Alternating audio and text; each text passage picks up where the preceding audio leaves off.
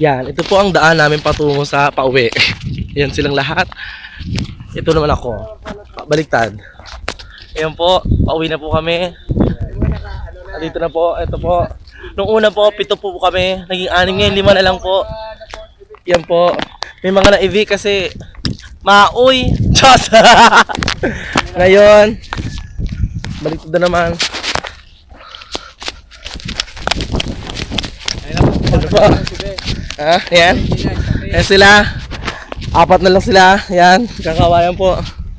Ayan. Kasali kaya ako dyan. 5 kami, oh. O, diba? Yan po. Diyan kami naligo. Naiwan yung tropang damang. Yan po. Yan po ang mga pangyayari sa buhay-buhay. At hayaan nyo magbabalik po ang Pinoy God Challenge. Charot. Ay! Pinoy God Challenge. Yung ganun ba? Yan, ito po. Si Richard. Si Benoy. Next, pabalikan sa ano? Si Bench. 14. Ay, Si Madam Ellie. Hindi mo si Madam Ellie. Na hindi naman tiga dito. Pero parang tatakbong gobernador. Nakakagulat si Asyong tulog. si Ashley. Nawala po. umuwi na. Si Ashley po umuwi. Baka nalasing umay sa pusit. Nanagit lang yung panga. si Kakakain ng pusit. si Kim Chu nasa bundok na.